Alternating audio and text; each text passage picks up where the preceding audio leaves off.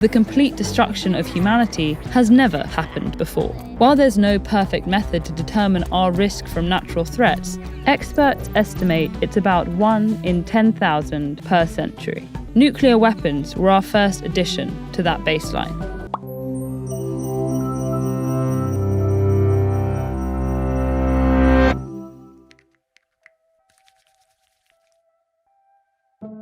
In January of 1995, Russia detected a nuclear missile headed its way. The alert went all the way to the president, who was deciding whether to strike back when another system contradicted the initial warning. What they'd thought was the first missile in a massive attack was actually a research rocket studying the Northern Lights. This incident happened after the end of the Cold War, but was nevertheless one of the closest calls we've had to igniting a global nuclear war. With the invention of the atomic bomb, humanity gained the power to destroy itself for the first time in our history.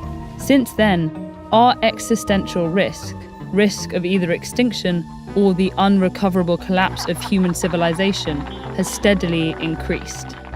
It's well within our power to reduce this risk, but in order to do so, we have to understand which of our activities pose existential threats now, and which might in the future.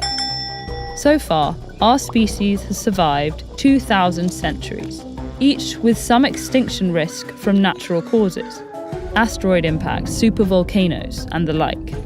Assessing existential risk is an inherently uncertain business, because usually, when we try to figure out how likely something is, we check how often it's happened before.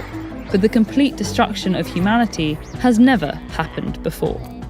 While there's no perfect method to determine our risk from natural threats, experts estimate it's about 1 in 10,000 per century. Nuclear weapons were our first addition to that baseline. While there are many risks associated with nuclear weapons, the existential risk comes from the possibility of a global nuclear war that leads to a nuclear winter, where soot from burning cities blocks out the sun for years, causing the crops that humanity depends on to fail. We haven't had a nuclear war yet, but our track record is too short to tell if they are inherently unlikely or we've simply been lucky. We also can't say for sure whether a global nuclear war would cause a nuclear winter so severe it would pose an existential threat to humanity. The next major addition to our existential risk was climate change. Like nuclear war, climate change could result in a lot of terrible scenarios that we should be working hard to avoid, but that would stop short of causing extinction or unrecoverable collapse. We expect a few degrees Celsius of warming, but can't yet completely rule out 6 or even 10 degrees, which would cause a calamity of possibly unprecedented proportions.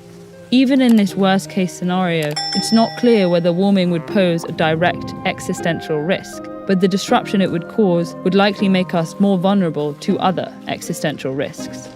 The greatest risks may come from technologies that are still emerging. Take engineered pandemics. The biggest catastrophes in human history have been from pandemics, and biotechnology is enabling us to modify and create germs that could be much more deadly than naturally occurring ones.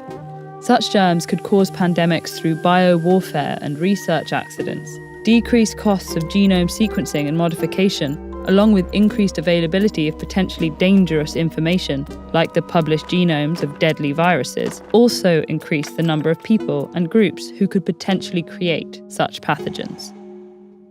Another concern is unaligned AI. Most AI researchers think this will be the century where we develop artificial intelligence that surpasses human abilities across the board. If we cede this advantage, we place our future in the hands of the systems we create. Even if created solely with humanity's best interests in mind, super-intelligent AI could pose an existential risk if it isn't perfectly aligned with human values, a task scientists are finding extremely difficult. Based on what we know at this point, some experts estimate the anthropogenic existential risk is more than 100 times higher than the background rate of natural risk. But these odds depend heavily on human choices, because most of the risk is from human action, and it's within human control. If we treat safeguarding humanity's future as the defining issue of our time, we can reduce this risk. Whether humanity fulfills its potential or not is in our hands.